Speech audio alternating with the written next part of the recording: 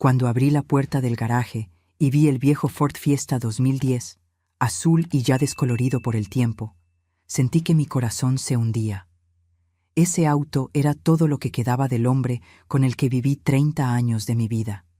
Con sus más de 200.000 kilómetros recorridos, los arañazos en los costados y el discreto golpe en el parachoques, parecía tan cansado como los recuerdos que guardaba.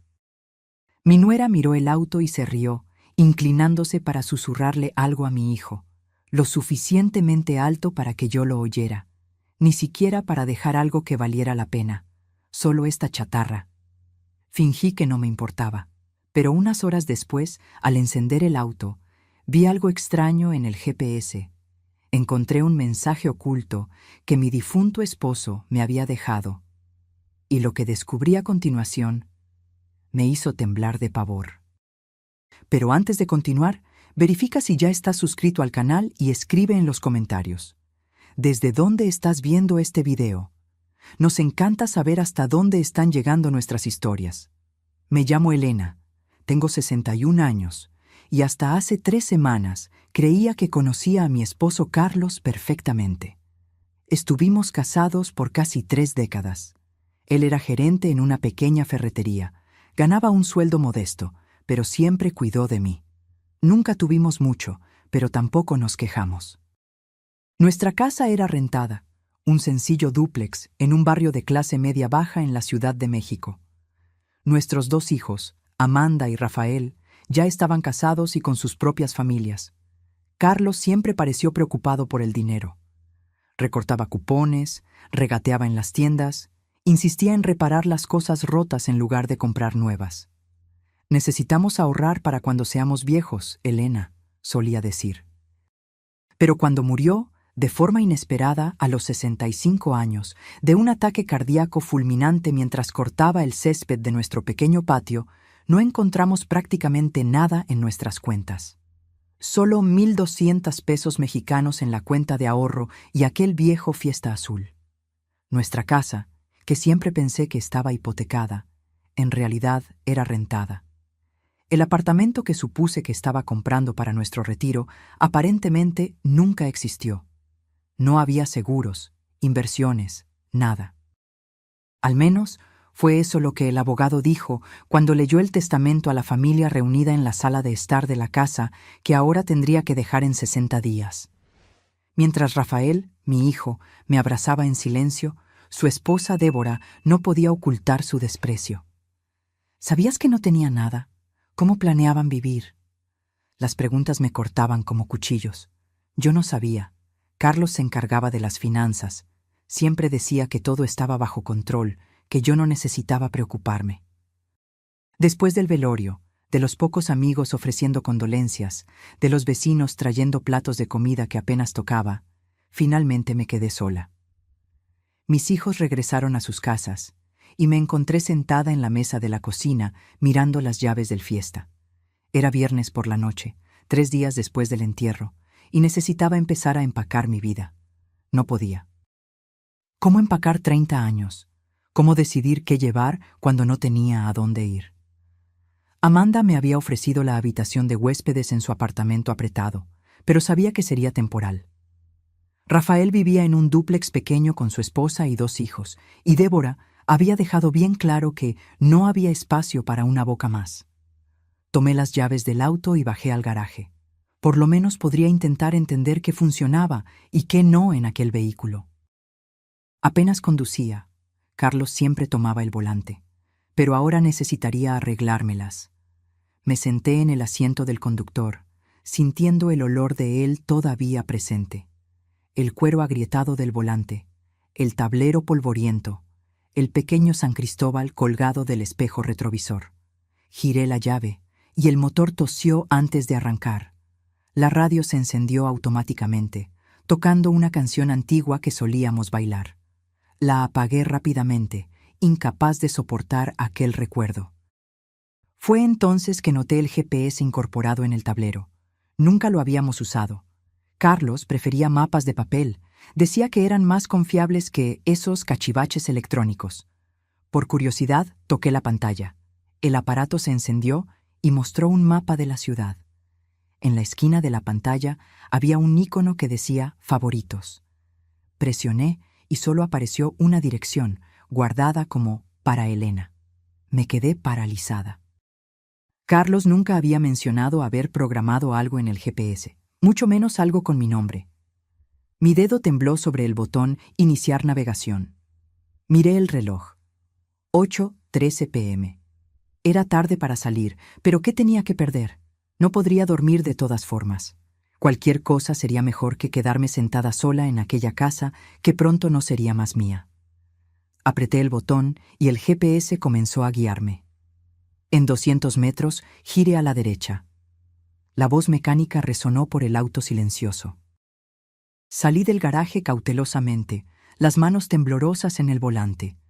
Hacía años que no conducía sola, especialmente de noche. Las calles estaban relativamente vacías mientras seguía las instrucciones. 20 minutos después, me di cuenta de que estábamos saliendo de la ciudad en dirección a una zona más rural. Continúe en la carretera por 7 kilómetros, instruyó el GPS. ¿Qué podría querer mostrarme Carlos tan lejos de casa? La carretera se puso más oscura, con pocas casas y muchos árboles. Empecé a sentirme ansiosa. ¿Y si solo era un error? ¿Y si Carlos había programado esto para otra persona? ¿Por qué nunca había mencionado este lugar? En 300 metros, gire a la derecha en camino no pavimentado. Dudé, pero obedecí. El Fiesta traqueteó en el camino de tierra, los faros iluminando una senda estrecha entre árboles densos. Mi ansiedad aumentó. Tal vez esto era una pésima idea. Llegó a su destino, anunció el GPS. Detuve el auto y miré alrededor. No había nada más que oscuridad y árboles. Ninguna casa, ninguna construcción visible. Solo un pequeño claro y lo que parecía ser el inicio de un sendero. Apagué el motor, pero dejé los faros encendidos, iluminando el camino por delante. Salí del auto con la linterna del celular en mano. El aire de la noche estaba fresco, y el silencio era interrumpido solo por el sonido distante de grillos. El sendero frente a mí era estrecho pero bien definido, como si alguien lo recorriera con frecuencia. «Carlos, ¿qué querías mostrarme aquí?», murmuré a la oscuridad. Con el corazón acelerado, comencé a caminar por el sendero. Después de unos 100 metros, la vegetación se abrió en otro claro más pequeño. En el centro había una pequeña cabaña de madera, simple pero bien conservada. Una luz tenue brillaba a través de una ventana.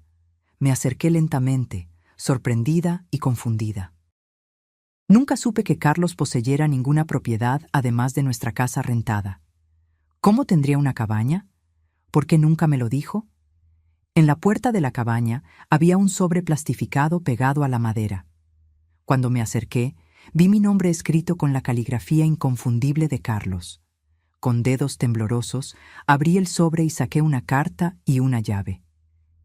«Mi querida Elena», comenzaba la carta. «Si estás leyendo esto, significa que ya no estoy contigo y que encontraste mi último regalo. Sé que debes estar confundida y tal vez hasta enojada conmigo ahora, pero te pido que entres y veas lo que preparé para ti durante todos estos años». Me quedé inmóvil ante la puerta de la cabaña, releyendo el primer párrafo de la carta a la luz tenue de la linterna del celular. La caligrafía de Carlos, tan familiar y ahora tan dolorosa de ver, parecía saltar del papel. Respiré hondo y continué leyendo. «Durante toda nuestra vida juntos, mi mayor miedo siempre fue dejarte desamparada. Mientras yo estuviera vivo, podría trabajar, podría cuidar de ti. Pero, ¿y después? El mundo no es amable con viudas mayores sin recursos, Helena. Entonces comencé un plan, hace muchos años, cuando aún éramos jóvenes y esperabas a Amanda.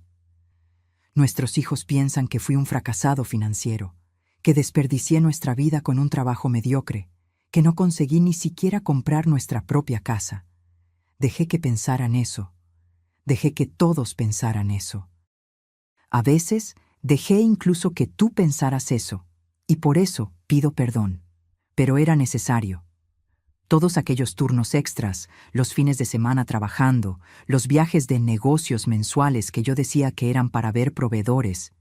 Yo estaba construyendo algo para ti, algo que nadie podría tomar, algo solo nuestro. Mis manos temblaban tanto que casi no podía sostener la carta. ¿Qué estaba diciendo Carlos? ¿Qué vida paralela había llevado sin que yo lo supiera? Con la llave en mano, abrí la cerradura de la puerta de la cabaña. Se abrió con un leve chirrido, revelando un interior sorprendentemente acogedor. No era grande, tal vez unos 30 metros cuadrados, pero estaba impecablemente limpia y organizada.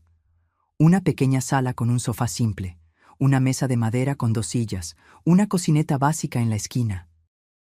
Había una puerta que presumiblemente llevaba a un dormitorio. En la pared opuesta a la puerta vi una fotografía enmarcada. Era nuestra, del día de nuestra boda. Yo con mi simple vestido blanco que mi madre había cosido, Carlos con su único traje, ambos radiantes de felicidad. Al lado, más fotografías. Amanda naciendo, Rafael dando sus primeros pasos, nuestras escasas vacaciones en la playa, nuestro aniversario de 25 años. En el centro de la mesa había otro sobre, más grande que el primero. Me acerqué lentamente y me senté, sintiendo el peso de los últimos días presionando mis hombros. Abrí el sobre con cuidado. Dentro había documentos, muchos documentos. El primero era la escritura de la cabaña, a nombre de Carlos y el mío. Propiedad liquidada, decía el sello en la parte superior. Debajo, más papeles, certificados de propiedad de tierras. 12 hectáreas alrededor de la cabaña, también a nuestros nombres. Un extracto bancario de una cuenta que yo nunca supe que existía, con un saldo que me hizo ahogar. 782.450 pesos mexicanos. Y había más. Pólizas de seguros, inversiones en diferentes fondos, acciones de empresas, todo meticulosamente organizado y documentado. Cada papel representaba años de planificación silenciosa, de ahorros escondidos, de un futuro que Carlos estaba construyendo mientras yo pensaba que apenas podíamos pagar las cuentas. Dentro del sobre encontré la continuación de la carta. Elena, todo lo que ves aquí es tuyo ahora. La cabaña, la tierra, los ahorros, las inversiones. Calculé que, administrando con cuidado, tendrás lo suficiente para vivir cómodamente por el resto de tu vida. No es una fortuna, pero es seguridad. Nunca necesitarás depender de nadie. Elegí no incluir esto en el testamento oficial porque no quería que nadie lo supiera, ni siquiera nuestros hijos. No porque no confíe en ellos, sino porque aprendí a lo largo de los años que el dinero cambia a las personas, y principalmente porque quería que esta fuera una conversación entre nosotros dos, incluso si yo ya me hubiera ido. Debes estar preguntándote por qué mantuve todo esto en secreto. ¿Por qué viví como si fuéramos casi pobres cuando teníamos todo esto guardado? La verdad es que vi a muchos amigos perderlo todo por ostentar un poco de éxito. Vi a familias mendigando préstamos, a parientes distantes apareciendo con peticiones, a emprendimientos fracasados porque alguien creía que les sobraba el dinero. Decidí, entonces, vivir por debajo de nuestras posibilidades. Guardar cada centavo extra. Invertí en tierras cuando eran baratas, en acciones de empresas sólidas. Hice todo esto poco a poco, con paciencia, sin alardes. En el cajón de la mesa encontrarás el contacto del señor Augusto, un abogado que me ayudó a organizar todo esto. Él está al tanto de la situación y te ayudará a transferir todo oficialmente a tu nombre. Confío en él completamente. Abrí el cajón mencionado, y de hecho, allí estaba una tarjeta con el nombre y teléfono de un abogado. También había una pequeña caja de madera. La abrí y encontré otro trozo de papel, con una lista de contraseñas. Cuentas de banco, caja fuerte, alarmas. Volví a la carta que continuaba.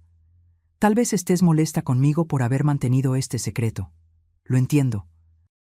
Pero quiero que sepas que cada día en que parecía que yo estaba siendo excesivamente económico o preocupado por el dinero, estaba pensando en ahora, en este momento en que estarías sola y necesitarías mantenerte. Una última cosa.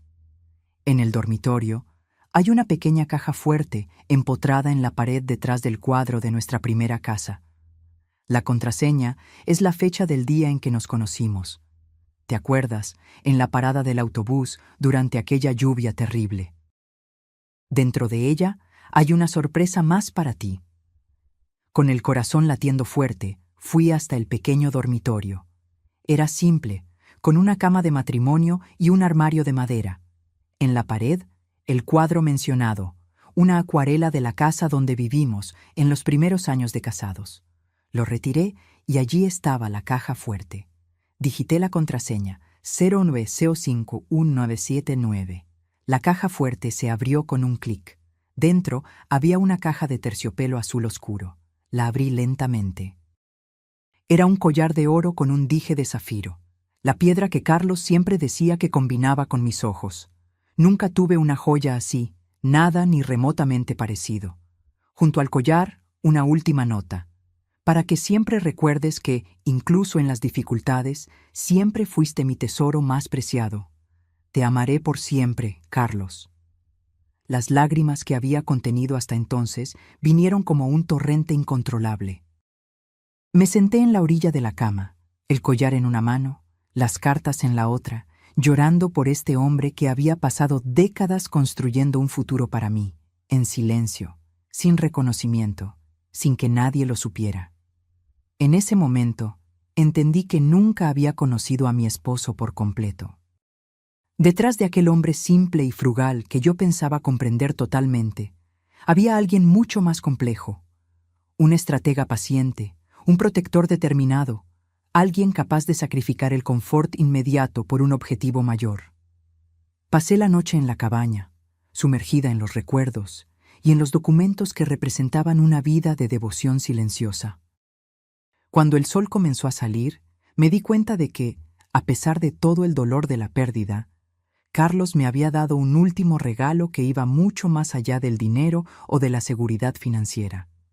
Me había dado la posibilidad de un nuevo comienzo. A la mañana siguiente salí de la cabaña al aire fresco del campo. El sol iluminaba las 12 hectáreas de tierra que ahora eran mías. Una propiedad que, según los documentos, Carlos venía comprando poco a poco, parcela por parcela, durante los últimos 20 años. Caminé por la propiedad, descubriendo un pequeño lago, árboles frutales plantados a intervalos regulares, y hasta un huerto bien cuidado en la parte trasera de la cabaña. ¿Quién mantenía todo esto mientras Carlos estaba trabajando en la Ciudad de México? En los documentos encontré la respuesta. Un contrato con el señor Joaquín, un señor local que cuidaba la propiedad semanalmente. El contrato estaba pagado por un año entero más. Volví a la cabaña y tomé un café, pensando en lo que haría a continuación. La realidad comenzaba a asentarse. Yo no estaba desamparada. No necesitaría la caridad renuente de mis hijos o la compasión fingida de mi nuera. Tenía un lugar para vivir, dinero para mantenerme y un futuro que, aunque solitario sin Carlos, no era desesperado. Tomé el celular y llamé a mis hijos. Les pedí que vinieran a encontrarme en aquella dirección, diciendo solo que había descubierto algo importante que Carlos había dejado. Amanda sonó preocupada, Rafael confuso, pero ambos prometieron venir al final de la tarde. Mientras esperaba, organicé los documentos en la mesa. Releí todo varias veces, todavía intentando absorber la magnitud de lo que Carlos había hecho. Entendí entonces por qué él siempre parecía tan cansado, por qué trabajaba tanto, por qué insistía en ahorrar cada centavo. No era avaricia, era amor.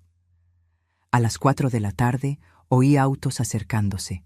Salí al porche de la cabaña y vi 2 vehículos deteniéndose al lado de mi fiesta. El pequeño Honda de Amanda y el Chevrolet de Rafael, con Débora en el asiento del pasajero. «Mamá, ¿qué es este lugar? ¿Cómo lo encontraste?» Amanda corrió hacia mí, abrazándome fuerte. Ella parecía genuinamente preocupada. «Hemos estado intentando llamarte por horas». Rafael se acercó más despacio, mirando alrededor con curiosidad evidente. ¿De quién es esta cabaña? ¿Por qué nos llamaste aquí? Débora permaneció unos pasos atrás, examinando todo con expresión crítica. Deberías estar descansando en casa, no conduciendo por ahí sola, comentó, sin mirarme a los ojos. Vengan conmigo, dije simplemente, conduciéndolos dentro de la cabaña.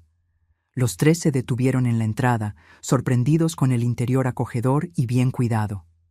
Siéntense, indiqué la mesa donde los documentos estaban dispuestos. Tengo algo que mostrarles. Les conté entonces sobre el GPS en el auto, sobre cómo había seguido las coordenadas la noche anterior, sobre lo que había encontrado. Les expliqué sobre los documentos, sobre la estrategia financiera de Carlos, sobre la vida doble que él había creado, no por deshonestidad, sino por precaución y amor. Amanda comenzó a llorar cuando mostré los valores de las cuentas e inversiones. Rafael se quedó en silencio, mirando fijamente la escritura de la propiedad con nuestros nombres. Débora palideció visiblemente. Les estoy mostrando esto porque son mi familia, expliqué. Quiero que sepan que estoy bien, que no necesitan preocuparse por mí. Su padre cuidó de todo. ¿Por qué nunca nos lo contó? Rafael finalmente habló, su voz temblorosa. ¿Por qué vivir como si estuviéramos siempre al borde de la quiebra cuando teníamos... ¿esto? Le pasé la parte de la carta donde Carlos explicaba sus motivos. Rafael leyó en voz alta, su voz quebrándose en las últimas palabras. Amanda se secó las lágrimas. Él siempre fue tan discreto, tan reservado sobre el dinero. Recuerdo cómo se molestaba cuando pedíamos juguetes caros o ropa de marca. Él estaba enseñándonos a valorar lo que importa, respondí, entendiendo ahora más claramente las actitudes de Carlos. Él quería que fuéramos felices con poco, porque sabía que la verdadera riqueza no está en lo que poseemos. Débora, que había permanecido en silencio, finalmente habló. Entonces, ¿todo esto es tuyo ahora? ¿La cabaña, el terreno, el dinero? Sí, respondí simplemente. Pero mis planes no cambiaron. Voy a seguir viviendo modestamente, como Carlos me enseñó. La única diferencia es que ahora puedo hacerlo en mi propio espacio, sin ser una carga para nadie. Algo se encendió en sus ojos, una mezcla de sorpresa, vergüenza y tal vez cálculo. Conocía bien aquella mirada. En los pocos años desde que ella se había casado con Rafael, yo había visto aquella expresión siempre que se mencionaba el dinero. Bueno, esto es una gran sorpresa, murmuró. Estamos muy felices por ti, por supuesto. Y si necesitas ayuda para administrar todo esto, Rafael tiene experiencia con inversiones, ¿no es así, querido? Mi hijo parecía incómodo. Mamá sabe lo que está haciendo, Débora. Además, papá ya proveyó un abogado para ayudarla. Pasamos las horas siguientes explorando la propiedad juntos. Les mostré el lago, los árboles frutales, el huerto. Amanda sugirió que podríamos hacer un almuerzo familiar allí todos los meses. Rafael, siempre práctico, comenzó a hacer planes para mejorar el camino de acceso. La propiedad se ubicaba cerca del hermoso pueblo de Huasca de Ocampo. Cuando el sol comenzó a ponerse, Amanda me abrazó fuerte. Voy a extrañarte en la ciudad, pero estoy feliz de que tengas este lugar. Parece algo que papá haría, cuidando de ti incluso después de irse. Rafael también me abrazó, sosteniéndome por más tiempo de lo habitual. Perdóname, susurró. Debí haber insistido más en ayudarte, en lugar de dejar que Débora... No completó la frase, pero no era necesario. Está todo bien, respondí. Ustedes no sabían. Nadie sabía. Mientras ellos se preparaban para irse, Débora se acercó a mí con una sonrisa que no alcanzaba sus ojos. Elena, necesito pedirte disculpas por lo que dije el día del testamento, sobre que Carlos no había dejado ni para un funeral decente. Fue cruel y equivocado. La miré, viendo no solo la falsedad de sus palabras, sino también algo más, el arrepentimiento no por la crueldad, sino por haber subestimado a mi esposo, por haber juzgado nuestra vida basada solo en lo que podía ver. No tienes que disculparte, Débora, respondí tranquilamente. En realidad, tenías razón. Carlos no dejó dinero para un funeral. Hizo algo mucho mejor, dejó recursos para que yo continuara viviendo. Ella abrió la boca para responder, pero no encontró palabras. Con un asentimiento rígido, se dirigió al auto de Rafael. Me quedé en el porche mientras los dos autos se alejaban por el camino de tierra, ahora iluminado por el último brillo del atardecer. El peso que había cargado en los días desde la muerte de Carlos, el miedo al futuro, la humillación de la aparente pobreza, la angustia de la dependencia, comenzaba lentamente a disiparse. Volví dentro de la cabaña y me senté nuevamente a la mesa, releyendo la carta de Carlos una vez más. A la luz suave de la lámpara, noté algo que había escapado a mi atención antes, una nota a pie de página en la última hoja. P.S. Siempre creí que el Fiesta es el auto perfecto para ti. Económico, confiable, discreto. Exactamente como nosotros dos siempre fuimos. Cuida de él como cuidaste de mí durante todos estos años.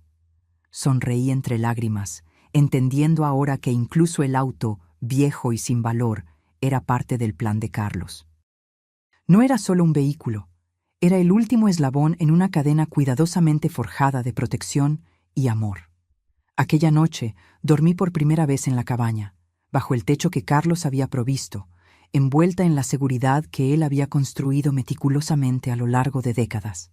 El vacío de su ausencia aún dolía, pero ahora estaba permeado por algo nuevo, un profundo sentido de gratitud por el hombre que me había amado tan profundamente, al punto de planear incluso su propia ausencia. Una semana después del descubrimiento de la cabaña, yo ya había tomado una decisión. Aquel sería mi nuevo hogar. No solo porque era financieramente sensato, sino porque cada rincón de aquel lugar contenía un pedazo de Carlos, de su planificación, su dedicación, su amor. El lunes llamé al señor Augusto, el abogado indicado por Carlos. Él no pareció sorprendido con mi llamada. Su voz es exactamente como Carlos la describió, dijo él con gentileza. Estoy a su disposición, señora. Elena. Su esposo organizó todo con extremo cuidado. En los días siguientes, me encontré inmersa en un mundo de documentación legal, transferencias bancarias y planificación financiera, cosas que Carlos siempre había manejado. El señor Augusto fue paciente, explicando cada detalle, conduciéndome por el proceso de asumir control sobre aquella fortuna inesperada. Su esposo era un hombre extraordinariamente metódico, comentó el abogado durante uno de nuestros encuentros. En 32 años de abogacía, nunca vi a alguien planear con tanta antelación y precisión. Descubrí que Carlos había comenzado este plan justo después del nacimiento de Amanda, nuestro primer hijo. Había abierto una cuenta secreta con una pequeña cantidad, y durante 30 años depositó consistentemente parte de su sueldo allí. Compró la primera parcela de tierra cuando la región aún era completamente rural y poco valorizada, en las afueras de la Ciudad de México, cerca de Huasca de Ocampo, y fue añadiendo más áreas a lo largo de los años. La cabaña fue construida por partes. Primero la estructura básica, después los acabados, el mobiliario simple pero durable, los pequeños detalles que hacían el espacio acogedor. Todo pagado al contado, todo documentado meticulosamente. Mientras organizaba la mudanza de la casa rentada a la cabaña, comencé a hacer pequeñas adaptaciones en el espacio. Carlos había construido pensando en funcionalidad y confort básico, pero ahora yo podría añadir mi propio toque. Compré cortinas nuevas, más coloridas que las neutras que él había escogido. Agregué algunas plantas, traje mis libros favoritos, puse más fotografías en las paredes. El señor Joaquín, el cuidador que se encargaba de la propiedad, se volvió un apoyo invaluable. Un señor de casi 70 años, de pocas palabras, que conocía cada centímetro de aquellas tierras. Su esposo venía aquí 2 veces al mes, me contó Joaquín mientras me mostraba cómo funcionaba el sistema de irrigación del huerto. siempre los fines de semana que decía estar trabajando. Él mismo plantó cada uno de esos árboles frutales, ¿sabe? Decía que quería que usted tuviera frutas frescas todo el año. Miré el huerto ordenado, manzanos, naranjos, durazneros, todos en diferentes etapas de crecimiento, e imaginé a Carlos aquí, solo, plantando cada árbol pensando en mí. ¿Cuántos fines de semana había pasado en esta tierra, trabajando en silencio, construyendo este refugio, mientras yo creía que él estaba haciendo horas extras en la tienda en Ciudad de México? Él hablaba mucho de usted, continuó Joaquín, aparentemente sintiendo mi necesidad de saber más. Siempre decía que usted merecía mucho más de lo que él podía ofrecer abiertamente, que un día entendería por qué él vivía de forma tan económica. Conforme pasaron los días, fui descubriendo más secretos de la propiedad. Un pequeño depósito detrás de la cabaña contenía herramientas de jardinería, todas organizadas meticulosamente.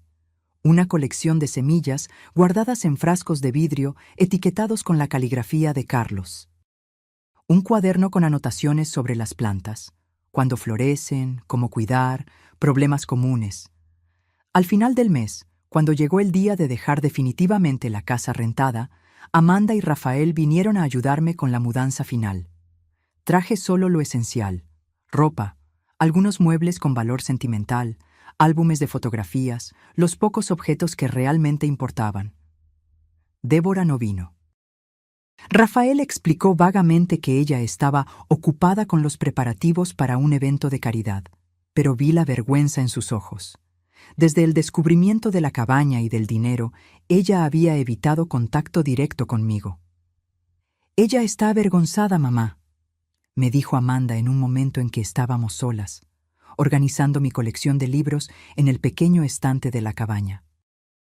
Rafael me contó que pasó días diciendo lo horrible que se sentía por haberte juzgado, por haber dicho aquellas cosas. «Espero que realmente lo sienta», respondí, sin conseguir evitar un toque de amargura.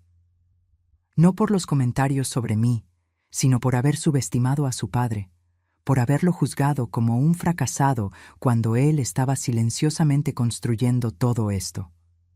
Amanda abrazó mis hombros.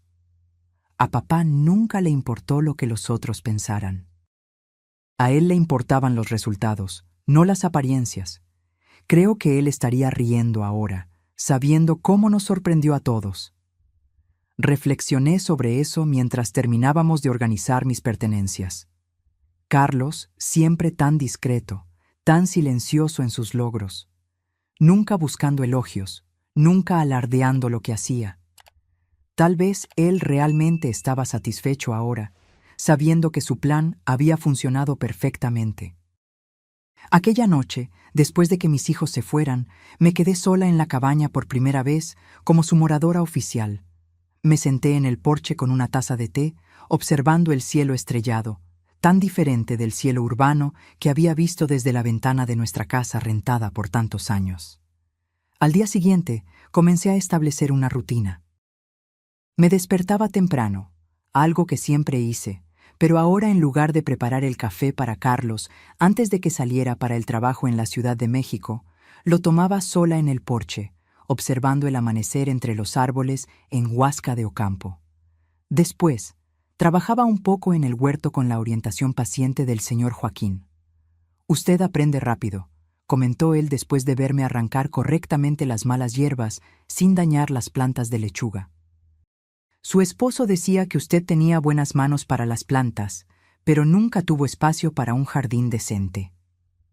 Era verdad, siempre me gustaron las plantas, pero nuestro pequeño patio en la ciudad apenas permitía algunas macetas. Carlos lo sabía también, aparentemente. Una prueba más de cómo él me observaba, anotaba mentalmente mis deseos y sueños, incluso los más triviales. Pasado un mes en la cabaña, recibí una llamada inesperada. Era Débora. «¿Elena?» Su voz sonaba titubeante, nada parecida a su habitual tono confiado. «Espero no estar molestando». «No lo estás, Débora. ¿Cómo estás?» «Estoy bien, gracias». Hubo una pausa incómoda. Me gustaría saber si puedo ir a visitarte, sola, Hay algo que necesito decirte personalmente. Confieso que me sorprendió. Desde la revelación sobre la herencia de Carlos, Débora se había mantenido distante, comunicándose conmigo solo a través de Rafael. Claro, respondí curiosa. ¿Cuándo te gustaría venir? Mañana, si es conveniente. Por la mañana. Acepté, y al día siguiente, puntualmente a las 10 a.m., oí un auto acercándose. Por la ventana de la cocina vi a Débora salir de su reluciente Audi, pareciendo fuera de lugar en su conjunto de saco y pantalón sastre en el ambiente rural. Abrí la puerta antes de que llamara. «Buenos días, Débora. Entra, por favor». Ella parecía nerviosa, algo inusual para alguien siempre tan segura de sí misma. Aceptó el café que ofrecí y nos sentamos a la mesa de la cocina. «Este lugar es mucho más agradable de lo que imaginé», comentó, mirando alrededor. Cuando Rafael dijo cabaña, pensé en algo más rústico. «Carlos nunca hizo nada a medias», respondí. Incluso viviendo con sencillez, él valoraba el confort. Débora giró la taza entre los dedos, visiblemente incómoda. Finalmente, después de un largo silencio, habló. «Vine a pedirte disculpas, Elena. No solo por las cosas horribles que dije después del funeral de Carlos, sino por cómo te traté durante todos estos años». Me mantuve en silencio, esperando que continuara. «Siempre los vi a ti y a Carlos como fracasados», admitió, las palabras pareciendo doler al salir. «Siempre pensé, ¿cómo alguien puede trabajar por 30 años y no tener nada que mostrar? Sin casa propia, sin auto de lujo, sin viajes internacionales. Los juzgué por la ausencia de cosas materiales». Ella miró por la ventana hacia el huerto en flor que se extendía más allá de la cabaña. «Pero ahora me doy cuenta de que estaban construyendo algo mucho más grande, mucho más significativo que las apariencias que yo valoraba tanto. Mientras yo publicaba fotos de cenas caras en las redes sociales y me endeudaba para mantener una imagen, Carlos estaba silenciosamente construyendo un patrimonio real». Su voz falló, y me di cuenta de que sus ojos estaban húmedos. «Rafael y yo estamos ahogados en deudas, Elena. ¿Aquel auto en la entrada? Financiado. Nuestra casa, hipotecada hasta el techo, todo para mantener una imagen de éxito que no existe. Y lo más irónico, los consideré a ti y a Carlos un ejemplo de fracaso, cuando en realidad ustedes eran los que estaban haciendo todo bien». Me quedé en silencio, procesando aquella confesión inesperada. Parte de mí sentía una satisfacción amarga. La nuera que siempre me había mirado con condescendencia, ahora admitía su error.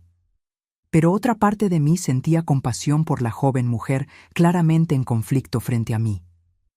«Débora, no necesitamos vivir en función del juicio ajeno», dije finalmente. Carlos entendió eso mucho antes que yo. A él no le importaba lo que los otros pensaran de nuestro estilo de vida, con tal de que estuviéramos seguros. ¿Cómo podías vivir así, sin importarte lo que los otros pensaban, sin desear más? Reflexioné sobre la pregunta. Era algo que yo misma había cuestionado en los primeros días después del descubrimiento de la cabaña.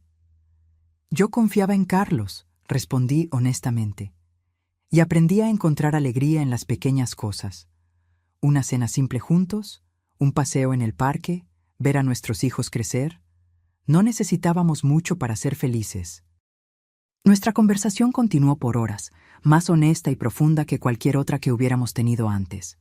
Cuando Débora finalmente se preparó para irse, parecía diferente, más ligera tal vez, como si hubiera depositado una carga que había llevado por mucho tiempo.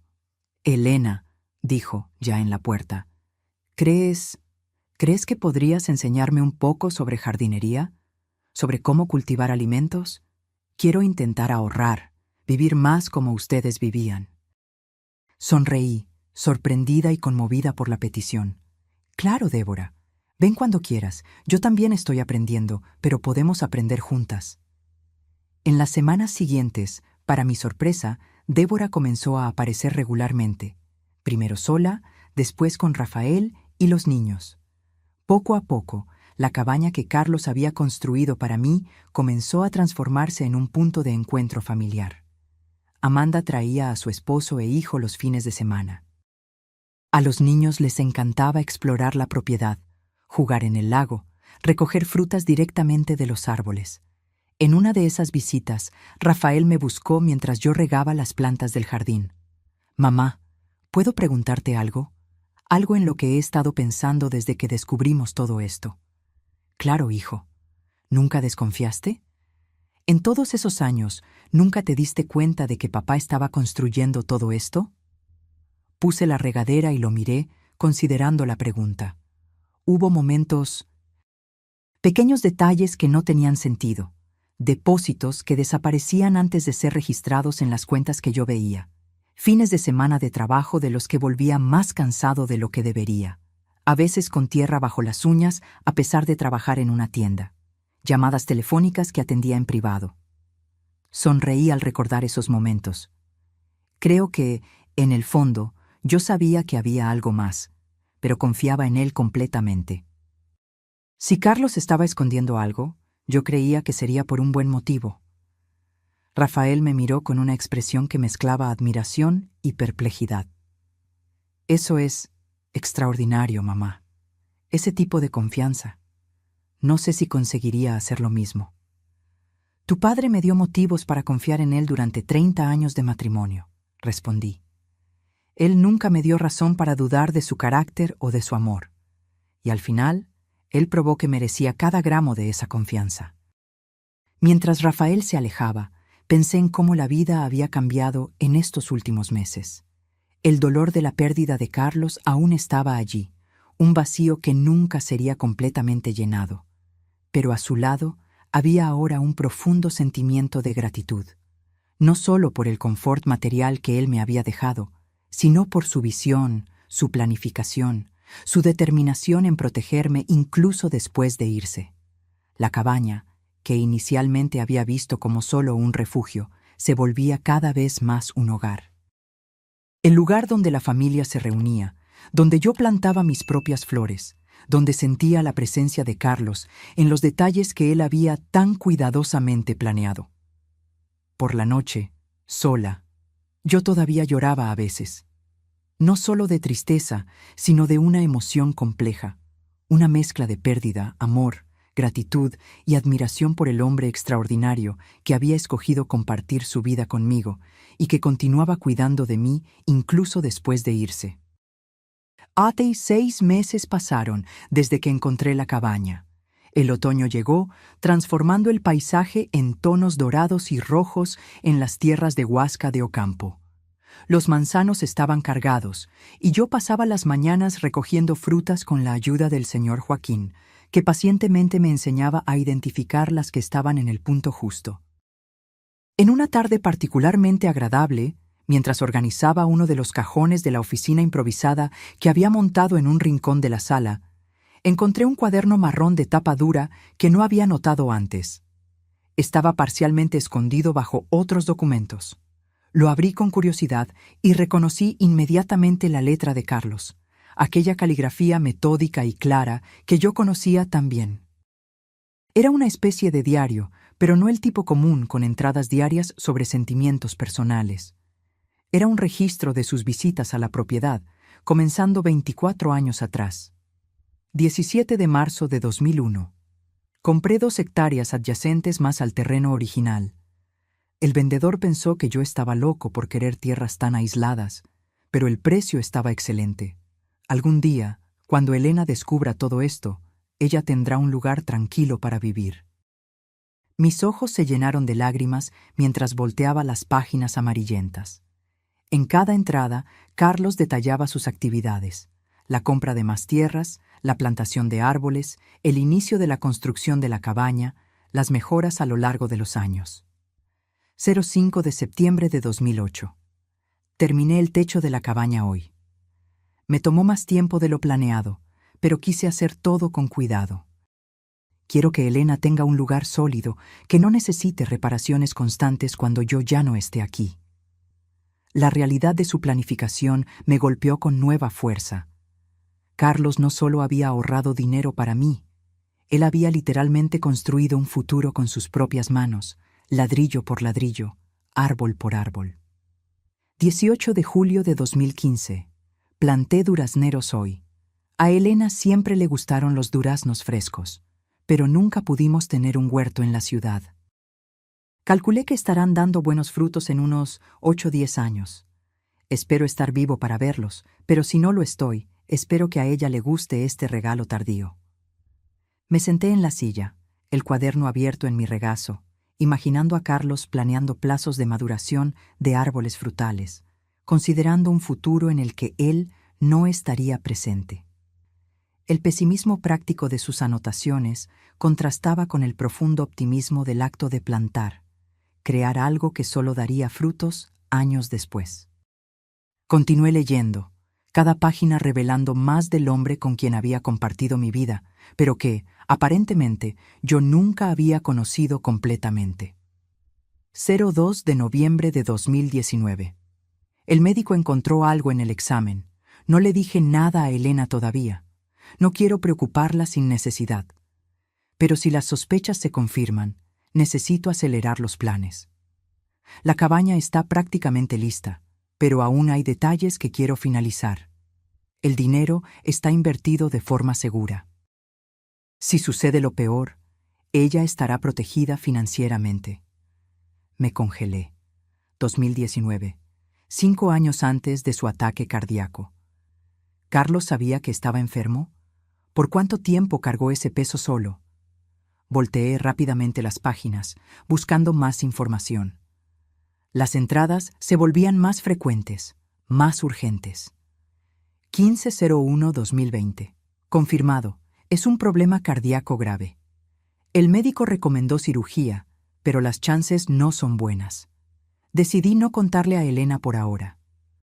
¿Para qué? Ella solo se preocuparía, y no hay mucho que se pueda hacer aparte de lo que ya estamos haciendo. Estoy tomando los medicamentos, siguiendo la dieta. Mientras tanto, trabajo lo máximo que puedo aquí en la propiedad. Quiero dejar todo perfecto para ella. Una ola de choque recorrió mi cuerpo, rió mi... ¿Carlos había pasado los últimos 4 años de su vida sabiendo que estaba muriendo? Todos aquellos almuerzos ligeros que él insistía en comer, la caminata diaria que comenzó para mantenerse en forma, ¿eran parte de un régimen médico que él me escondía? Las últimas páginas del diario eran esporádicas, con entradas más breves, como si cada palabra exigiera esfuerzo. 07 de junio de 2023. Programé el GPS hoy. Parece una tontería, pero es importante que Elena encuentre este lugar cuando yo ya no esté aquí. Pensé en simplemente darle la dirección, pero ella merece la jornada del descubrimiento. Merece sentir lo que sentí todas las veces que vine para acá. La anticipación, la sensación de algo especial esperando al final del camino. La última entrada era de apenas algunas semanas antes de su muerte. 23 de marzo de 2024. Ya no tengo energía para trabajar en la propiedad como antes. Le pedí al Señor, Joaquín, que asuma más responsabilidades. Él aceptó, sin hacer preguntas, aunque sospecho que él lo sabe. Siento que mi tiempo se está acabando, pero estoy en paz. Hice lo que pude para garantizar que Elena esté bien. Todo lo que construí, planté, ahorré, todo fue por ella. Solo espero que ella entienda por qué mantuve el secreto. No era desconfianza, era amor. Quería protegerla no solo de la inseguridad financiera, sino también del dolor de verme disminuyendo poco a poco. Prefiero que ella me recuerde fuerte, incluso si eso significa irme sin aviso. Cerré el cuaderno, incapaz de contener las lágrimas. Carlos había enfrentado su muerte inminente con la misma aproximación metódica y pragmática con que conducía todo en su vida. Había planeado, calculado, preparado todo, no solo el aspecto financiero, sino incluso cómo yo descubriría su último regalo. Y él había escogido sufrir solo, cargar el conocimiento de su enfermedad en silencio, para ahorrarme el dolor prolongado de verlo languidecer. No sabía si debía sentir gratitud por esta última protección o dolor por haber sido privada de la oportunidad de despedirme adecuadamente, de hacer sus últimos años más confortables, de decir todas las cosas que quedaron por decir. Aquella noche llamé a mis hijos. Necesitaba compartir este descubrimiento con ellos. Necesitaba que alguien más supiera la verdadera historia del hombre extraordinario que había sido su padre. Amanda lloró al teléfono. Rafael permaneció en silencio por largos momentos antes de decir, con la voz embargada, «Él fue más fuerte de lo que cualquiera de nosotros imaginaba». Al día siguiente, le pedí al señor Joaquín que viniera a conversar conmigo. Cuando se sentó a la mesa de la cocina, puse el diario frente a él. «Usted sabía sobre la enfermedad de él, ¿verdad?». El viejo cuidador asintió lentamente. Su esposo me hizo prometer que no le contaría a nadie. Dijo que era mejor así. ¿Por cuánto tiempo lo supo? Casi 5 años, por lo que entendí. En el último año, él apenas conseguía trabajar. Venía hasta aquí y se quedaba sentado en aquel banco cerca del lago, mirando todo lo que había construido. A veces me pedía que hiciera pequeños ajustes, un clavo aquí, una tabla allá. Otras veces solo se quedaba en silencio, como si estuviera despidiéndose. Imaginé a Carlos sentado solo a la orilla del lago, contemplando la propiedad que había creado para mí, consciente de que su tiempo se estaba acabando, pero determinado a completar su misión autoimpuesta. ¿Por qué cree que él nunca me contó? ¿Sobre la propiedad? ¿Sobre la enfermedad? Joaquín reflexionó antes de responder, sus manos callosas descansando sobre la mesa. Su esposo era un hombre reservado, doña Elena. No hablaba mucho, pero cuando hablaba de usted, sus ojos brillaban. Él me dijo una vez que la mayor alegría de él era verla feliz, despreocupada.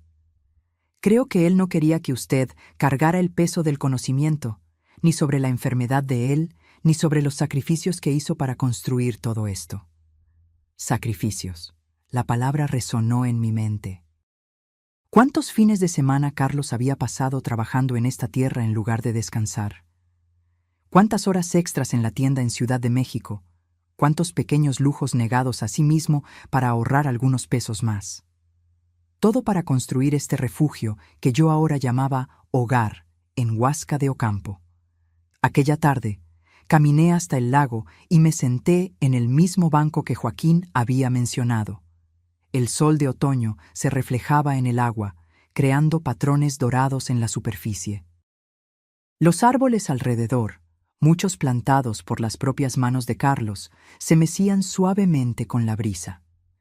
Yo habría compartido esta carga contigo, susurré al aire, como si él pudiera oírme.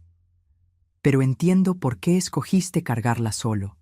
Era quien tú eras, el protector, el proveedor, siempre pensando en mí antes que en ti mismo. En los días siguientes, encontré un nuevo propósito. Comencé a registrar mi propia versión de la historia en un cuaderno similar al de Carlos.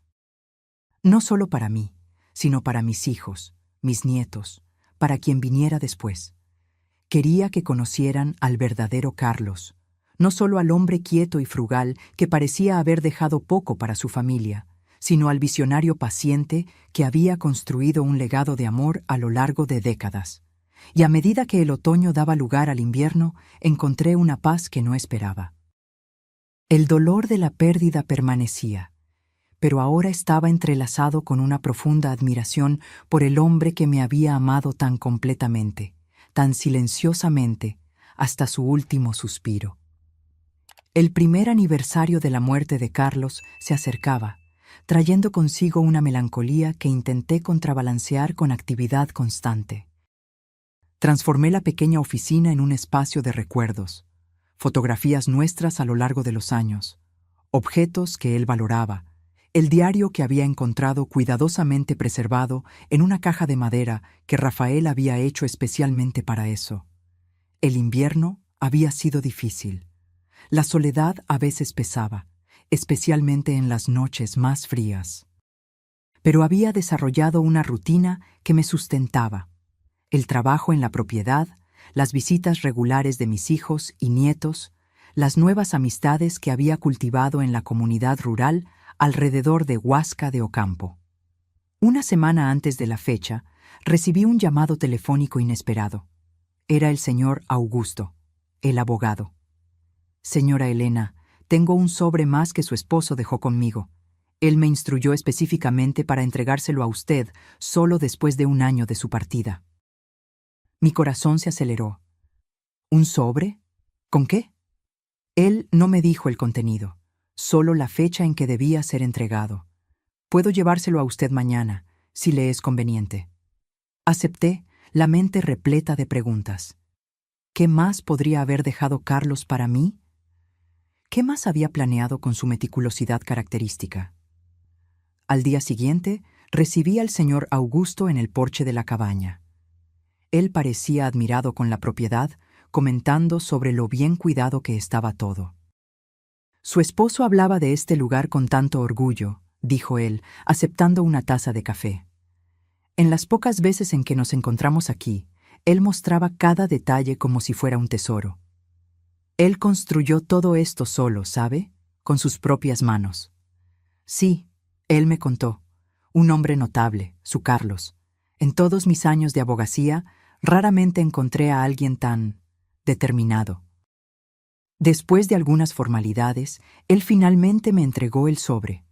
Un paquete de tamaño medio, sellado, con mi nombre escrito en la caligrafía de Carlos. Él me hizo prometer que lo entregaría personalmente, no por correo, explicó el abogado.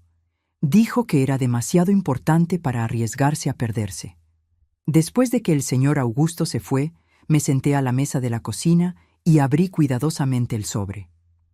Dentro había otro sobre más pequeño y una memoria USB negra, junto con una carta.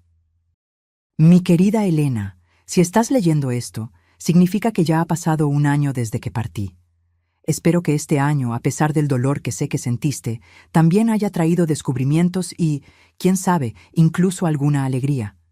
Espero que la cabaña se haya vuelto un hogar para ti, que los árboles que planté estén dando frutos, que estés encontrando paz en este lugar que construí, pensando en ti con cada clavo, con cada teja.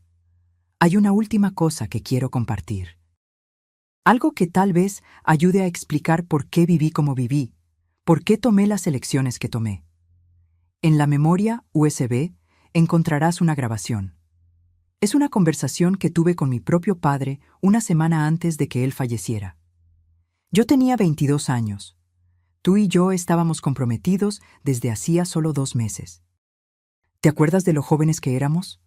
¿De cuántos sueños teníamos? ¿Cuántos planes? Mi padre, un hombre simple que trabajó toda la vida en la misma fábrica, me llamó para una conversación final. Él sabía que estaba muriendo. Cáncer, etapa terminal. Grabé nuestra conversación sin que él lo supiera. En la época, creí que era una forma de preservar su voz, sus consejos. No me di cuenta de que sería el modelo para todo lo que haría en los 40 años siguientes. Escucha cuando estés lista. Tal vez ayude a entender al hombre con quien te casaste. Un hombre que, incluso después de tantos años a tu lado, tal vez permaneció un misterio en algunos aspectos. El sobre más pequeño contiene otra sorpresa, algo que compré hace muchos años y guardé para este momento específico. Un símbolo, nada más. Con todo mi amor, para siempre, Carlos. Con manos temblorosas, conecté la memoria USB a la pequeña laptop que había comprado para administrar la propiedad. Encontré un único archivo de audio, fechado de hace 43 años. Cuando hice clic para reproducir, la voz de Carlos, joven, vibrante, tan diferente de la voz más grave que conocí en los últimos años, llenó la cocina. «Papá, ¿puedo grabar nuestra conversación para recordar después?» Una voz más ronca, que nunca había oído antes, respondió. «No necesitas eso, hijo. Lo que tengo para decir es simple, no lo vas a olvidar. Aún así, me gustaría tener tu voz conmigo». Un suspiro. «Entonces está bien. ¿Qué quieres saber?» «Me llamaste para conversar. Dijiste que tenías algo importante para decirme antes de que yo muera. Puedes decirlo, hijo. Es la verdad. No hay por qué esconderla. Hubo una pausa, y entonces la voz del padre de Carlos continuó, más suave. Te vas a casar pronto, con una buena muchacha. Estoy feliz por eso, aunque no esté aquí para verlo. Quiero darte un consejo, el único que realmente importa. El mismo que mi padre me dio, y el padre de él antes de eso. Otra pausa, más larga. El valor de un hombre no está en lo que posee, sino en lo que protege. ¿Entiendes lo que quiero decir? No es el tamaño de la casa lo que importa. Es si mantiene a tu familia seca cuando llueve. No es el modelo del auto. Es si lleva a tu familia con seguridad a donde necesita ir. Lágrimas escurrían por mi rostro mientras oía al hombre que nunca conocí articular la filosofía que había definido la vida de Carlos. Tu madre nunca tuvo joyas caras, nunca tuvo ropa de marca, pero nunca faltó comida en nuestra mesa. Nunca tuvimos que escoger entre medicina y renta, nunca tuvimos que rogar por ayuda. Eso es dignidad, hijo. Eso es lo que un hombre debe ofrecer a su familia, no lujo, sino seguridad. No apariencia, sino substancia. La voz del padre de Carlos falló un poco y oí el sonido de un vaso siendo colocado sobre una mesa. Veo a jóvenes hoy comprando autos que no pueden pagar, casas que los esclavizan con deudas, todo para impresionar a personas que no se importan con ellos. No seas así. Vive por debajo de tus posibilidades, ahorra para el futuro. Construye algo sólido, aunque tome décadas. Sé la roca donde tu familia puede apoyarse cuando la tormenta venga. Y la tormenta siempre viene, hijo, siempre viene. La grabación continuó por unos minutos más. Consejos prácticos sobre dinero, sobre trabajo, sobre familia. Cuando terminó, me quedé sentada en silencio, absorbiendo la profundidad de lo que había oído.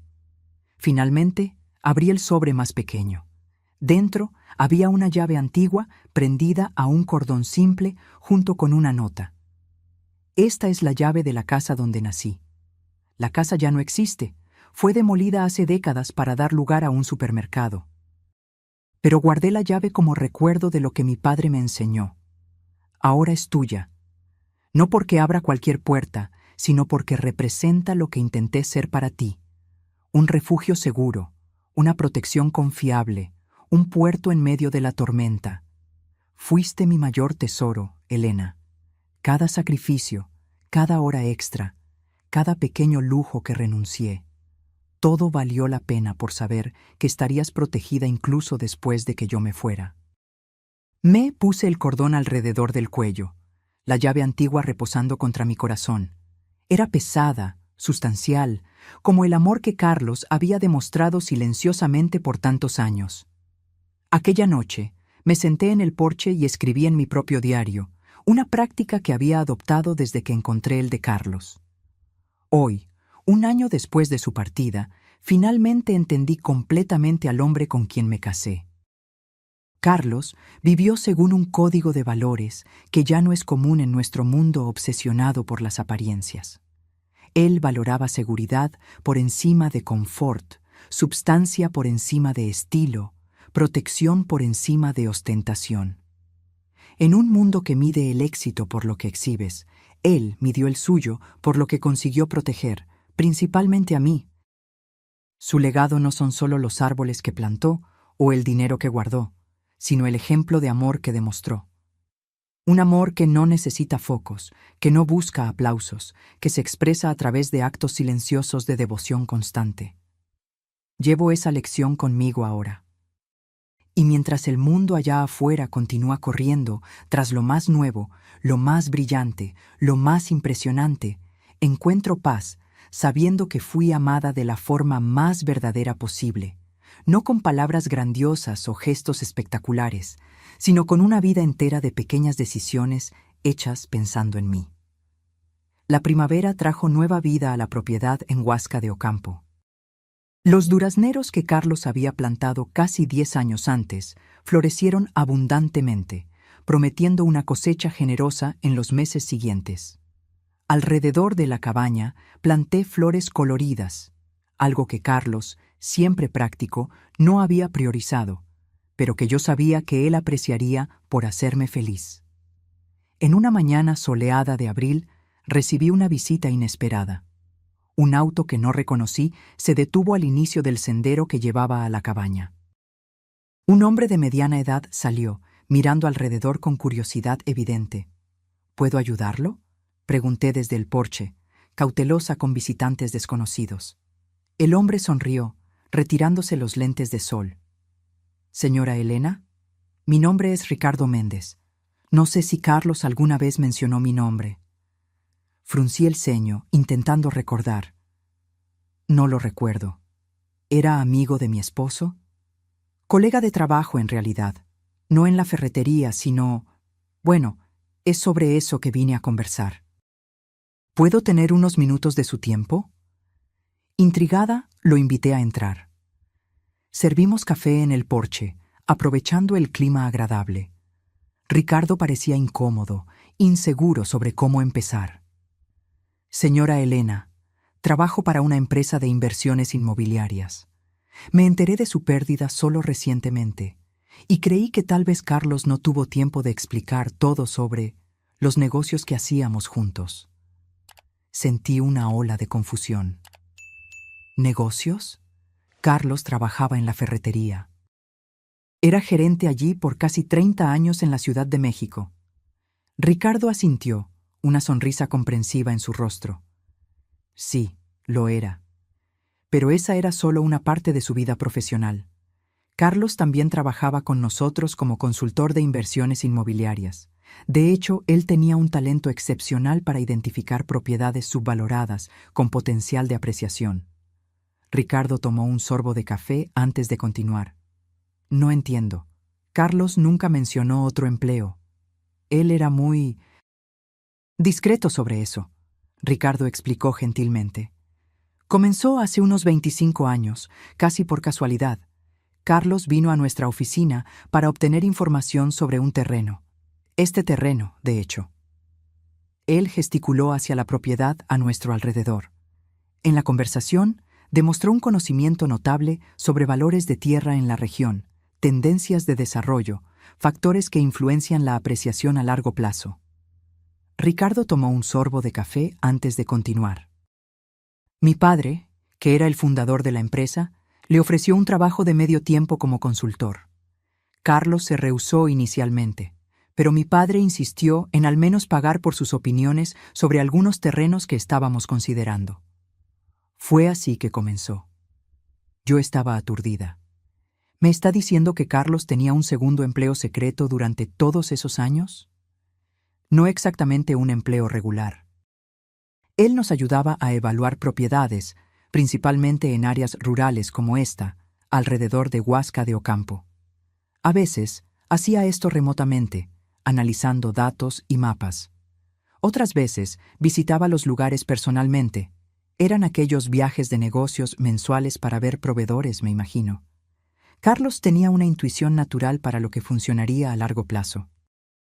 Su especialidad eran inversiones de horizonte extendido, propiedades que no darían retorno inmediato, pero que se apreciarían significativamente en 15, 20 años.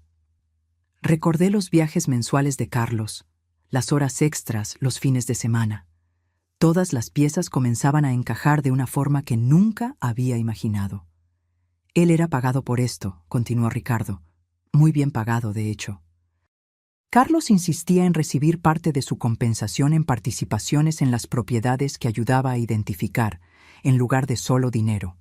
Con el tiempo, esto se acumuló substancialmente. ¿Qué exactamente quiere decir con substancialmente?, pregunté, mi voz casi un susurro. Ricardo abrió su maletín y retiró una carpeta de documentos. Este es el motivo de mi visita, de hecho. Carlos poseía participaciones minoritarias en 17 emprendimientos diferentes a través de nuestra empresa. Centros comerciales, condominios residenciales, edificios comerciales, todos seleccionados con aquella mirada de largo plazo que era su marca registrada. Él empujó la carpeta en mi dirección. Estos son los documentos detallando esas participaciones, que ahora son suyas por derecho. Intentamos contactarla antes, pero solo recientemente descubrimos sobre esta propiedad. Con manos temblorosas, abrí la carpeta. Había contratos, extractos financieros, proyecciones de rendimientos. Números que hacían la cuenta bancaria que Carlos me había dejado parecer casi insignificante en comparación. La última evaluación total de esas participaciones, Ricardo dijo suavemente, es de aproximadamente 8.7 millones de pesos mexicanos. El mundo pareció girar a mi alrededor. Me apoyé en la silla, incapaz de hablar. Carlos nunca le contó, ¿verdad? Ricardo preguntó gentilmente. Moví la cabeza, las lágrimas comenzando a empañar mi visión. Nunca. Él me dejó esta propiedad, algo de dinero en cuentas e inversiones. Creí que era todo. Ricardo sonrió tristemente. Conociendo a Carlos, no estoy sorprendido. Él siempre fue extremadamente reservado sobre su riqueza. En la empresa, sabíamos que él vivía muy por debajo de sus posibilidades, pero respetábamos su privacidad. Él mencionó una vez que prefería construir patrimonio a exhibirlo. El valor de un hombre no está en lo que posee, sino en lo que protege, susurré, recordando las palabras del padre de Carlos en la grabación. Exactamente, Ricardo concordó, pareciendo impresionado. Él dijo eso algunas veces. Era casi un mantra para él. Miré nuevamente los documentos, intentando comprender la magnitud de lo que estaba viendo. Todos esos años, mientras ahorrábamos para comprar un sofá nuevo o pensábamos 2 veces antes de cenar fuera. Él estaba construyendo un imperio silencioso, Ricardo completó. No para ostentar, sino para garantizar su futuro. Carlos rehusó varios aumentos, ¿sabía? Prefería recibir en participaciones en los negocios. Decía que el dinero se gasta, pero las buenas inversiones crecen con el tiempo. En ese momento, recordé todas las veces en que Carlos había rehusado compras que podíamos haber hecho, de todas las veces en que él insistió en arreglar algo roto en lugar de reemplazarlo. No era por mezquindad o falta de recursos, era parte de una filosofía de vida más profunda, una visión de largo plazo que yo nunca había comprendido completamente. ¿Por qué nunca me contó?, pregunté, más para mí misma que para Ricardo. El hombre consideró la pregunta por un momento. No puedo responder con certeza, claro, pero mi padre, que trabajó con Carlos por más tiempo, siempre dijo que él tenía un miedo casi supersticio. Ricardo, interrumpí, una súbita realización me golpeó. Él sabía que estaba enfermo. En los últimos años. Sí, Ricardo confirmó con un suspiro. Él nos contó sobre su problema cardíaco hace unos 4 años. Fue cuando comenzó a organizar todo más meticulosamente, transfiriendo documentos a nombre de ustedes dos, garantizando que todas las participaciones estuvieran debidamente registradas. Él preparó todo, murmuré. Hasta el último detalle, Ricardo concordó. Incluso pidió que esperáramos algunos meses después de su partida antes de contactarla. Dijo que quería que usted tuviera tiempo para acostumbrarse a las primeras revelaciones antes de conocer el resto. Pensé en el GPS programado para traerme a la cabaña, en las cartas cuidadosamente escritas, en los documentos organizados, cada etapa planeada para guiarme gentilmente a través de un proceso que podría haber sido abrumador si se revelaba de una sola vez. Hay una cosa más, Ricardo agregó, retirando un sobre final de su maletín. Carlos pidió que yo entregara esto personalmente, después de explicar sobre las inversiones. Acepté el sobre, reconociendo inmediatamente la caligrafía de Carlos. Lo abrí con cuidado, intentando controlar el temblor en las manos. Mi Elena, si Ricardo está entregando esta carta, ya sabes sobre mi otro trabajo. Espero que entiendas por qué mantuve esto en secreto por tanto tiempo. Al principio, era solo una forma de ganar un dinero extra para construir algo para nosotros. Conforme el éxito de las inversiones creció, comencé a temer que la riqueza pudiera cambiar nuestra vida de maneras que yo no deseaba. Vi tantas familias destruidas por el dinero, amistades corrompidas por la envidia, matrimonios arruinados por expectativas infladas, hijos malcriados por facilidades excesivas. Temía también que, si algo me sucedía demasiado pronto, quedarías vulnerable a oportunistas, a consejeros interesados solo en tu nueva riqueza. Entonces decidí crear capas de protección. Primero la cabaña y el dinero suficiente para una vida confortable. Después, esta revelación final. Sé que puede parecer manipulador, y tal vez lo fue. Pido tu perdón por eso. Todo lo que hice, cada decisión que tomé, fue pensando en tu bienestar y seguridad. Ahora tienes opciones, Elena. Todas las opciones que yo siempre quise que tuvieras. Puedes seguir viviendo simplemente en la cabaña, usar solo lo que necesites de los rendimientos para vivir cómodamente. Puedes ayudar a nuestros hijos, nietos, causas que valoras. Puedes viajar, explorar, hacer todo lo que siempre soñamos pero pospusimos para después. Solo pido una cosa, no dejes que el dinero cambie quién eres. La mujer simple, gentil y generosa con quien me casé, que encontraba alegría en las pequeñas cosas, que valoraba a las personas por encima de las posesiones. Esa es la verdadera riqueza que tuvimos. Siempre fuiste mi tesoro más precioso. Para siempre tuyo, Carlos. Cuando terminé de leer, las lágrimas corrían libremente por mi rostro. Ricardo discretamente me entregó un pañuelo, esperando pacientemente que yo recuperara la compostura. Él era un hombre extraordinario, comentó Ricardo suavemente. Todos en la empresa lo respetaban profundamente.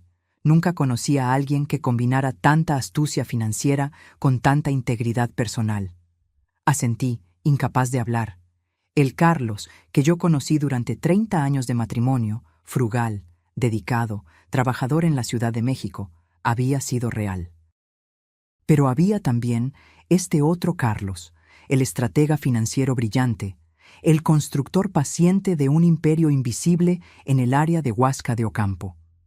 En los días siguientes, mientras trabajaba con Ricardo para entender el alcance completo de lo que Carlos había construido, oscilé entre admiración, confusión e incluso momentos de rabia por la magnitud del secreto que él había mantenido. ¿Cómo pudimos haber compartido una vida por tantos años, con una parte tan significativa de ella escondida de mí? Pero a medida que organizaba los documentos, aprendiendo sobre cada inversión, cada propiedad, cada decisión estratégica que él había tomado a lo largo de las décadas, comencé a ver un patrón claro, una coherencia absoluta entre el Carlos que yo conocía y el hombre de negocios que había permanecido en las sombras. Cada inversión reflejaba sus valores.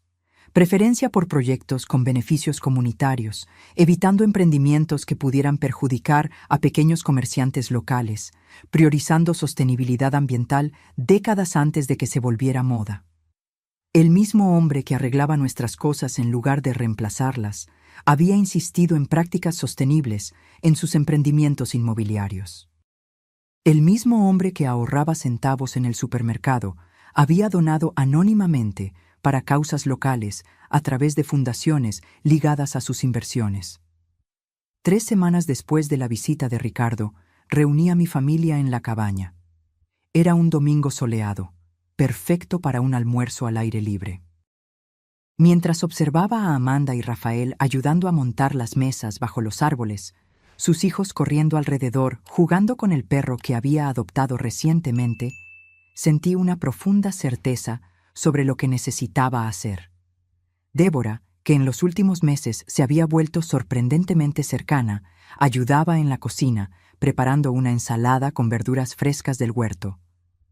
¿Está todo bien?, preguntó, notando mi silencio contemplativo. Perfectamente bien, respondí, solo pensando en cómo la vida da vueltas inesperadas.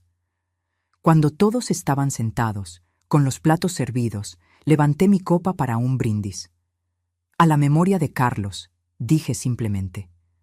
Todos levantaron sus copas, murmurando en concordancia. Entonces, respiré hondo. Tengo algo importante para compartir con ustedes hoy. Algo que descubrí recientemente sobre su padre, sobre nuestro matrimonio, sobre nuestra vida juntos. Les conté entonces sobre la visita de Ricardo, sobre el trabajo secreto de Carlos como consultor de inversiones, sobre el imperio silencioso que él había construido a lo largo de décadas. Les expliqué sobre las participaciones en emprendimientos, sobre los millones que ahora formaban parte de su herencia. Rafael dejó caer el tenedor. Amanda se cubrió la boca con las manos. Débora se puso pálida.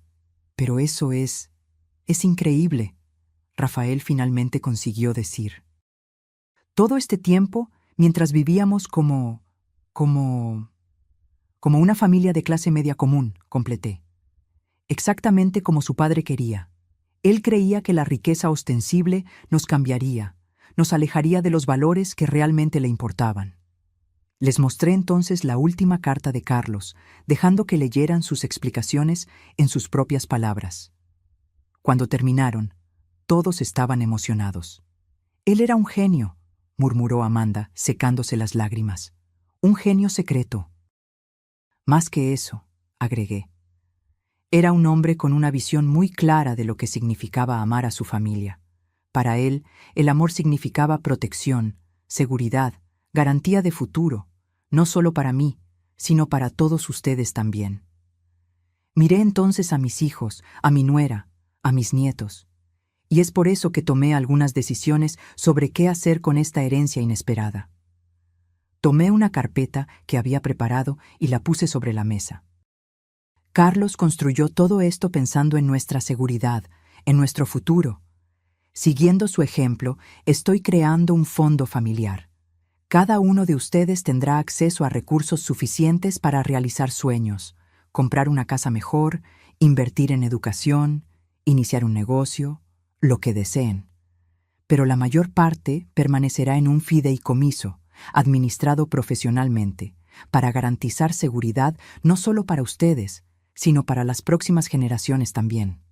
Mamá, eso es extremadamente generoso, Rafael dijo, claramente emocionado. No es generosidad, es continuidad, corregí gentilmente.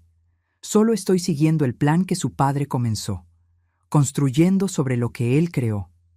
Miré a Débora, que había permanecido inusualmente silenciosa. Hay algo más. Rafael me contó sobre las dificultades financieras que enfrentan, las deudas acumuladas intentando mantener un estilo de vida más allá de sus posibilidades.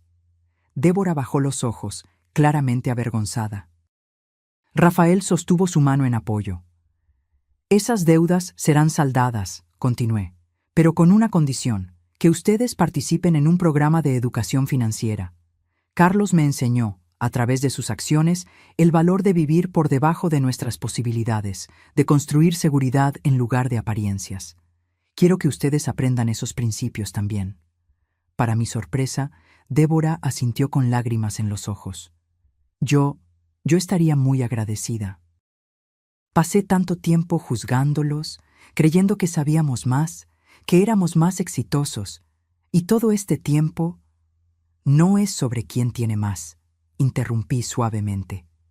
Es sobre cómo usamos lo que tenemos, sobre los valores que orientan nuestras elecciones. La comida continuó, la conversación naturalmente girando en torno a recuerdos de Carlos, de planes para el futuro, de sueños largamente pospuestos que ahora podrían volverse realidad. Observé a mi familia con un nuevo sentimiento de paz y propósito. Más tarde aquella noche, después de que todos se habían ido, caminé hasta el lago, el lugar favorito de Carlos en la propiedad, donde pasaba horas sentado en los últimos años de vida, contemplando todo lo que había construido. Me senté en el banco que él había colocado a la orilla del agua y saqué la llave antigua que llevaba constantemente en un cordón alrededor del cuello, la llave de la casa donde él había nacido, su símbolo de protección y seguridad. Lo lograste, mi amor, susurré al aire nocturno. Todo lo que planeaste, todo lo que construiste en silencio durante décadas, funcionó exactamente como querías. Estoy segura, nuestra familia está segura. Tu legado continuará por generaciones. Me quedé allí sentada hasta el atardecer, observando los colores reflejarse en el agua tranquila del lago. Pensé en la increíble jornada que había recorrido en el último año. de la viuda aparentemente desamparada, con solo un auto viejo como herencia a la guardiana de un imperio invisible, cuidadosamente construido a través de décadas de trabajo silencioso y planificación meticulosa. Pensé en los contrastes de la vida de Carlos, el gerente de la ferretería en la Ciudad de México, que secretamente era un consultor inmobiliario respetado en Huasca de Ocampo. El hombre que regateaba por centavos en el supermercado mientras administraba millones en inversiones. El esposo que mantenía secretos monumentales y aún así era absolutamente fiel en su compromiso de proteger y cuidar. En la semana siguiente, transferí una cantidad significativa a una fundación que crearía becas de estudio para jóvenes emprendedores, personas con la visión y paciencia que Carlos había demostrado, pero sin los recursos para realizar sus sueños.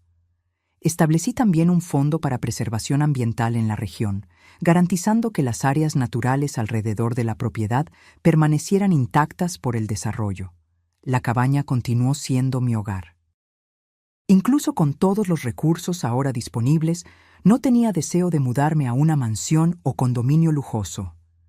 Esta simple estructura de madera, construida por las manos del hombre que había amado, contenía más significado y valor para mí que cualquier palacio podría ofrecer.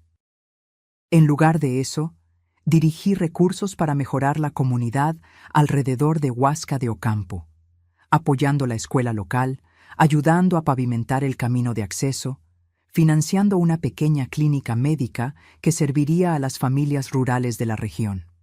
Una tarde, cerca de 2 años después de la muerte de Carlos, recibí una carta inesperada. Era de una señora llamada Mariana, que se presentaba como la viuda de uno de los colegas de Carlos en la ferretería. «Su esposo salvó a nuestra familia», escribió. «Cuando mi Pedro enfermó de cáncer, hace 15 años, no teníamos seguro adecuado, no teníamos ahorros. Fue Carlos quien nos ayudó. Pagó tratamientos, medicamentos, incluso nuestra hipoteca durante meses. Siempre insistió que era solo un préstamo sin plazo, pero nunca aceptó un centavo de vuelta, incluso después de que Pedro se recuperó. Dijo que teníamos hijos que educar, que esa era mejor inversión que cualquier tasa de interés». La carta continuó, detallando otras instancias de generosidad silenciosa de Carlos. Pequeños préstamos a colegas en dificultades, asistencia anónima a familias en la comunidad, mentoría a jóvenes empleados. Me di cuenta entonces de que el patrón de vida doble de Carlos se extendía más allá de sus finanzas personales. Incluso con recursos limitados, al menos de lo que yo sabía en la época, él siempre encontraba maneras de ayudar a otros, siempre sin alarde, siempre insistiendo en la discreción. En las semanas siguientes, más cartas llegaron, de exempleados, de vecinos, de personas en la comunidad que habían sido tocadas por la generosidad silenciosa de Carlos a lo largo de los años. Historias que él nunca compartió conmigo, actos de bondad realizados silenciosamente mientras mantenía la apariencia de un hombre común con recursos limitados. En una tarde de domingo, exactamente 3 años después de su muerte, organicé una pequeña ceremonia en la propiedad. Invité a todos los que habían enviado cartas, junto con nuestra familia y amigos cercanos. En el centro del huerto plantamos un árbol en su memoria, un roble, fuerte y duradero como el legado que él había dejado. Mientras echaba la primera pala de tierra sobre las raíces del árbol, reflexioné sobre la lección final que Carlos me había enseñado, que la verdadera riqueza no es medida por lo que poseemos o exhibimos, sino por el impacto positivo que causamos en la vida de los otros. Que el valor real no está en las cuentas bancarias o propiedades, sino en la seguridad y bienestar que proporcionamos a aquellos que amamos. El viejo Ford Fiesta azul permanece en el garaje, incluso habiendo adquirido un auto más nuevo y seguro. Todavía lo conduzco ocasionalmente, recordando aquella noche fatídica en que seguí las coordenadas del GPS y descubrí el primero de muchos regalos que Carlos había dejado para mí. A veces pienso en lo que mi nuera dijo aquel día sombrío después del funeral, sobre que Carlos no había dejado ni para un funeral decente. Qué profundamente equivocada estaba, y cómo todos lo estábamos, de cierta forma. El hombre quieto y económico que conocíamos había dejado mucho más de lo que cualquiera podría imaginar, no solo en términos materiales, sino en lecciones de vida, en ejemplos de integridad, en demostraciones silenciosas de amor verdadero. En lugar de ostentar riqueza en vida, él escogió construir un legado que continuaría beneficiando a generaciones futuras. En lugar de buscar estatus y reconocimiento, se enfocó en proporcionar seguridad y oportunidades para aquellos que amaba. El último regalo de Carlos no fue el auto, ni la cabaña, ni siquiera los millones en inversiones. Fue la sabiduría que él vivió diariamente, que el amor verdadero se expresa no a través de palabras grandiosas o gestos espectaculares, sino a través de consistencia, de planificación cuidadosa, de sacrificio silencioso hecho de buena voluntad por aquellos que amamos. Una lección que llevo conmigo todos los días, como la llave antigua que aún cuelga alrededor de mi cuello. Un recordatorio constante del hombre extraordinario que escogió vivir una vida aparentemente común, pero que dejó un legado verdaderamente excepcional. Ahora, si te gustó esta historia, haz clic en suscribirte y dime en los comentarios qué parte te dejó con la boca abierta. Y no olvides hacerte miembro para tener acceso a videos exclusivos que no publico aquí. Te espero allá.